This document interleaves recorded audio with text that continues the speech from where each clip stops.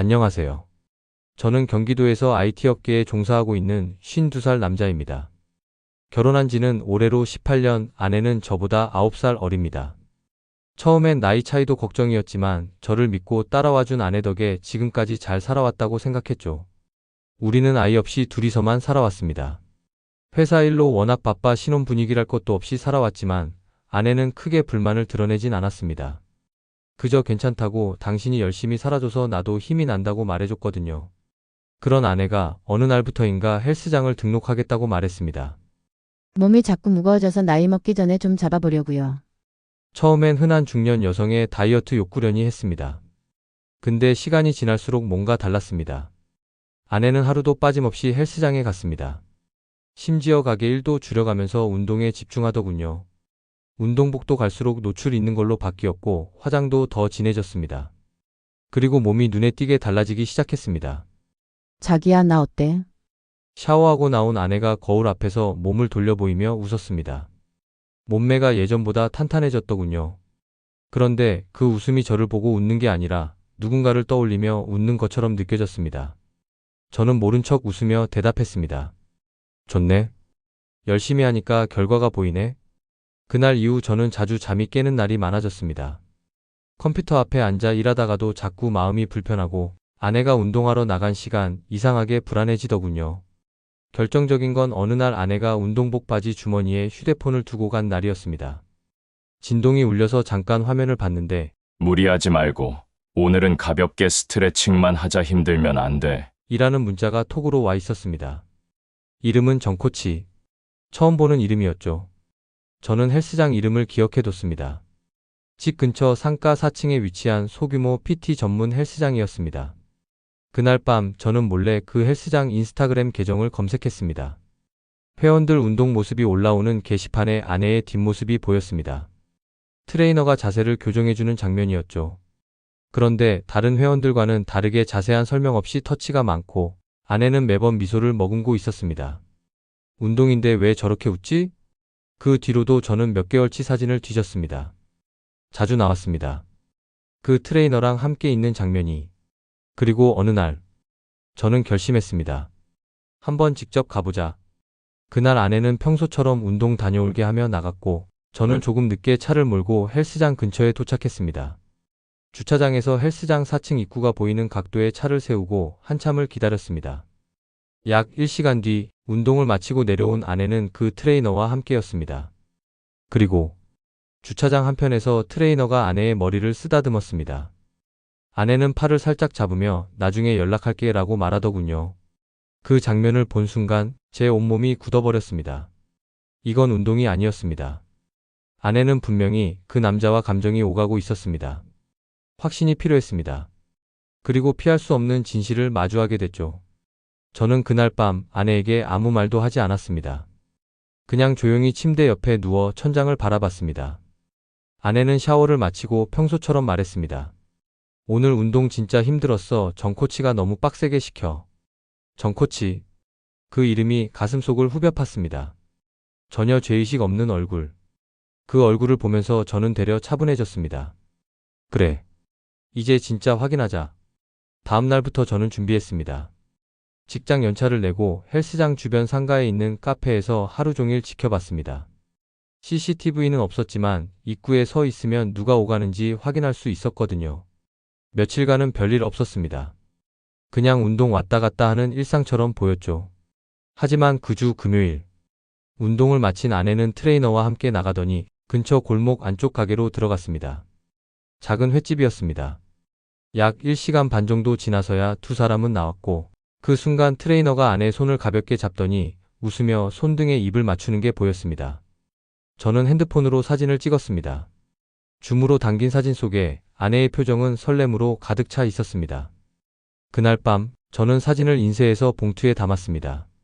아내의 화장대 서랍에 슬쩍 넣어두었습니다. 그 다음날 아침 아내는 사진을 보고 잠시 멍하니 있더군요. 이게 뭐야? 그건 내가 본 내 모습이야. 그 말 한마디에 아내는 아무 말도 하지 않았습니다. 입술을 깨물고 눈을 피하더군요. 그 순간 깨달았습니다. 이 여자는 들켰다는 건 안 거지 잘못했다는 건 아닌 겁니다. 언제부터야? 아니야. 그냥 운동만 했어. 운동만 한 사람이랑 손등에 키스를 해? 그건 정코치가 원래 좀 친해지면 다정해져. 저는 조용히 노트북을 꺼냈습니다. 그리고 그동안 찍은 사진들과 헬스장 계정에서 다운받은 동영상, 아내와 트레이너가 나란히 찍힌 SNS 캡처를 보여줬습니다. 이건 뭐야? 도찰이야. 이게 다 뭐냐고.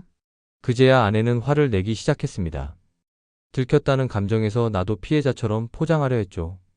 넌 언제부턴가 나를 안 봤어. 맨날 일만 하고 집에 와선 잠만 자고 나도 여잔데. 그런 말을 했어야지. 바람을 피우는 게 답이야? 그 사람은 나를 여자로 봐줬어. 그 말에 저는 입꼬리를 비틀며 대답했습니다. 그래? 그럼 여자로 대우받고 싶어서 헬스장에서 관계를 하는 거야?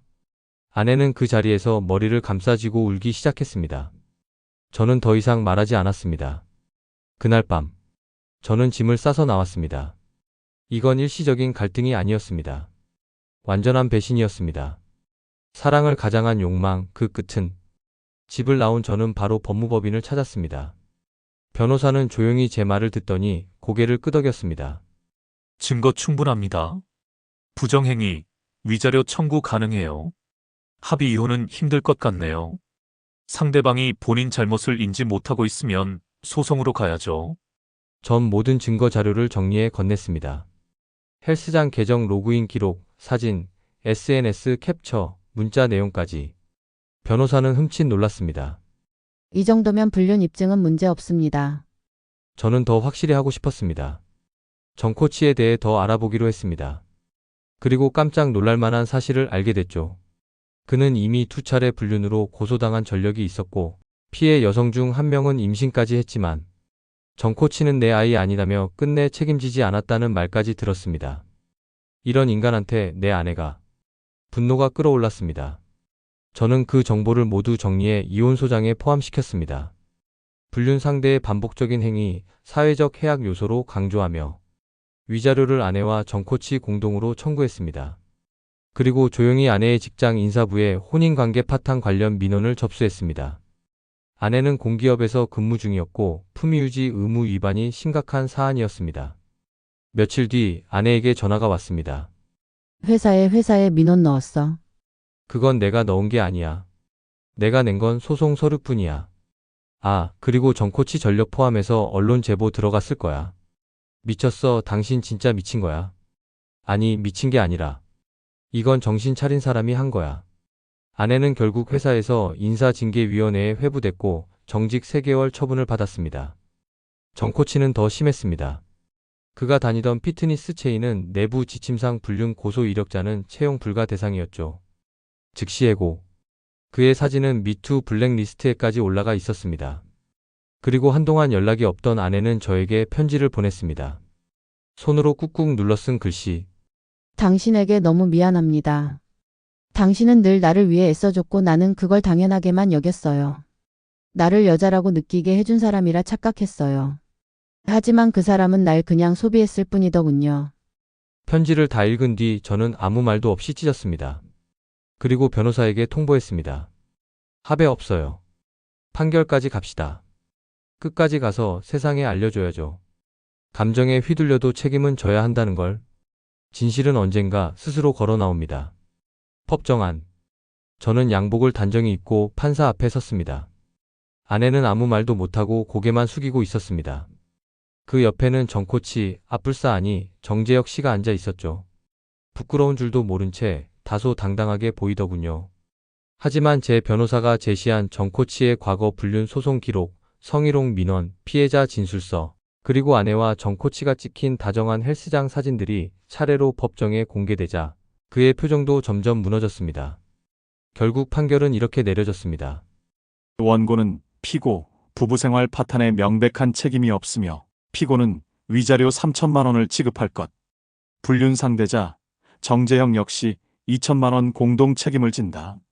총 5천만 원의 위자료. 제가 바랐던 금액은 아니었지만 이 돈보다 더 소중한 걸 되찾은 느낌이었습니다. 자존심이요. 그리고 내 감정을 짓밟았던 사람들에 대한 공정한 심판이요. 그날 이후 아내는 회사를 그만뒀다고 들었습니다. 동료들에게 불륜으로 인한 징계 사실이 알려져 눈치 보며 버티다 결국 자진 퇴사했다고요. 정 코치는 피트니스 업계에서는 거의 퇴출 수준이었습니다. SNS도 삭제했고 업계 커뮤니티엔 그의 과거 행적이 고스란히 박제돼 있더군요. 가끔 정재혁이 요즘 공사장에서 일한다더라는 소문도 들려왔습니다. 근육은 남았겠지만 이제 그 힘으로 리프팅할 건 바벨이 아니라 현실이겠지요. 그리고 저는 몇 달 후 이사를 했습니다. 조용한 동네로 혼자 살기 좋은 오피스텔로 거울 앞에 서서 슬쩍 넥타이를 고쳐매며 웃었습니다. 그래, 난 뒤늦게라도 잘 살아야 한다고 생각합니다. 아내에게 받았던 편지는 아직도 책상 서랍에 있습니다. 찢은 걸 테이프로 다시 붙여서요. 가끔 꺼내보면 내가 얼마나 바보 같았는지를 떠올리곤 합니다. 하지만 바보였던 내가 아니었다면 이런 깨달음을 얻을 수도 없었겠죠. 그리고 마지막으로 한마디 드리고 싶습니다. 혹시라도 여러분 중에 지금 혼자 몰래 의심하고 아파하며 속으로 끓고 있는 분이 계시다면 절대 참지 마세요. 증거를 모으고 판단하세요. 감정은 사실 앞에 머리를 숙이게 됩니다. 그리고 그 진실은 언젠가 반드시 스스로 걸어 나옵니다.